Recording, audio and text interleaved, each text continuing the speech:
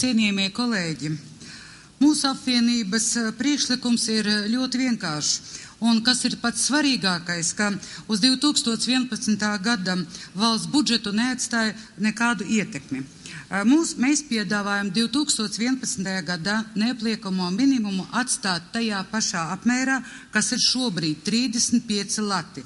Taču nodokļa atvieglojumu par apgādībā esošo personu palielināt līdz 91 latam. Ko tas nozīmē?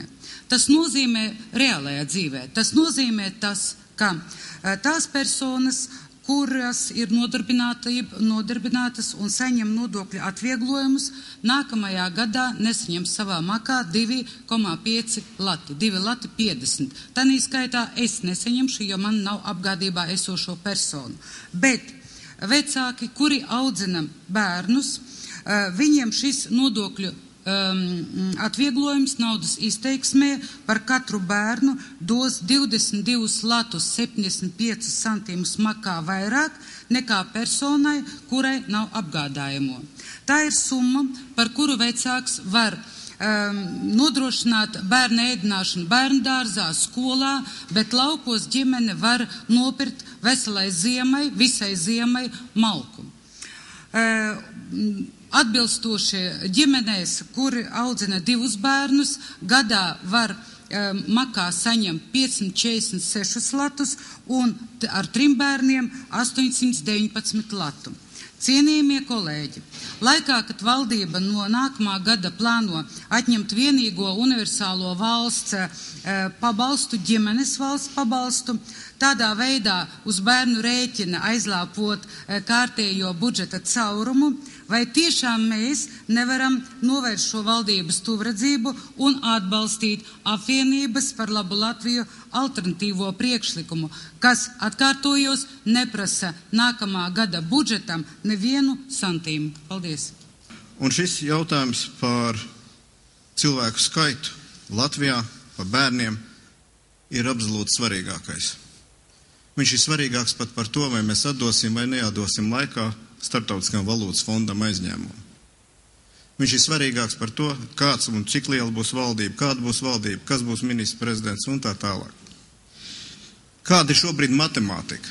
Kāda šobrīd ir matemātika? Matemātika ir tāda, ka 2010. gadā Latvija būs uzstādījusi savas pastāvēšanas vēsturē sliktāko rekordu. Būs zem 19,000 piedzimuši bērni. Nevienos kara gados, Otrā pasaules kara gados, gan okupācijas laikā, tik slikts rezultāts nav bijis. Šis ir pats sliktākais. Tas iepretim izaugsmes gados Kalvīša kunga vadītās valdības laikā, kad bija sasniegts atjaunotās Latvijas pats augstākais bērnu dzimšanas skaits, protams, ir nožēlojami. Un par ko ir izšķiršanās? Izšķiršanās ir par to, ka tām personām, kurām nav apgādībā neviena apgādājumā, ar to mēs saprotam faktiski bērnus, tātad tās ir personas, kurām nav jāuztur bērni, mēs aicinām atstāt vēl kādu gadu, nākošo, varbūt vēl vienu gadu, spēkā šo zemo neapliekamo minimumu slieksni. Mēs arī esam pret to, ka tas ir tik zems. Mēs arī esam par to, ka tas būtu jāpaceļ. Bet ja mums jādod kāds pozitīvs vektors, ja mums kaut kādā ziņā cilvēkiem jādod kāds pozitīvs gaismas stariņš par to, ka nebrauciet projām, varbūt sadūšojieties, apspriežieties ģimenēs, varbūt, ka tomēr esam gatavi papildināt Latviju ar mūsu bērniem, ar mūsu cilvēkiem. Mēs dodam pilnīgi pretēju signālu. Mēs dodam pilnīgi pretēju signālu. Brauciet uz tām valstīm, kur par katra bērna piedzimšanu ir īpaša atvieglojumi, kur par katra bērna piedzimšanu jums būs īpaša pretīmnākšana, un, diemžēl, šī zeme nav Latvija.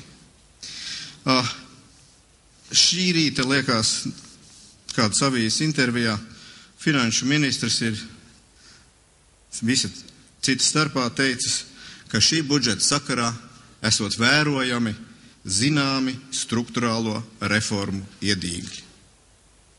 Es aicinu, tas, protams, man šķita, faktiski viņš rezumēja paša sniegumu un valdības sniegumu, pa kādām struktūrālām reformām te kolēģis Zaķis varēs nākt runāt, kuras dedzīgi visu laiku ir aizstāvējis. Nav, ir tikai iedīgļi.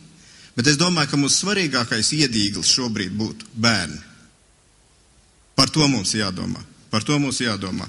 Un tādēļ es aicinu, šīm priekšlikumam nav nekāda sakara ar budžeta izdevumu palielināšanu vai samazināšanu. Šis priekšlikums kontekstā ar nākošo par labu Latvijas priekšlikumu ir fiskāli neitrāls. Bet viņš atgriež atpakaļ kaut kādu cerības staru. Jūs jau zinat, šī budžeta sakarā tiks nobalsots un no pusgada vispār bērnu pabalsti nebūs. Viņi būs pilnīgi savādāk organizēti, un es neesmu pārliecināts, ka tas būs daudz taisnīgāk un labāk, kā tas ir darbojies līdz šim. Šis priekšlikums vēlreiz atkārtoja fiskāli neitrāls. Ja tā var teikt, kā padomju laikā daudz cilvēku teica, satur zināmas vecpuiša vai bezbērnu nodokļu pazīmes un atļaut to pašu naudas mazumiņu, kas ir šobrīd ministru prezidentam Brauskunga rīcībā, pārdalīt skaidri izteikti par labu ģimenēm ar bērniem. Tā ir prioritāte frakcijai par labu Latviju, tā paliks mūsu prioritāte, tā ir bijusi vienmēr Tautas partijas prioritāte, un mēs spējām Kalvīša vadītās valdības laikā sasniegt pēckara atjaunotās Latvijas laikā augstāko bērnu dzimstību. Šogad valdošās koalīcijas ietvarā tiek sasniegts 100 gados pats zemākais iedzīvotāju pieaugums Latvijā. Paldies!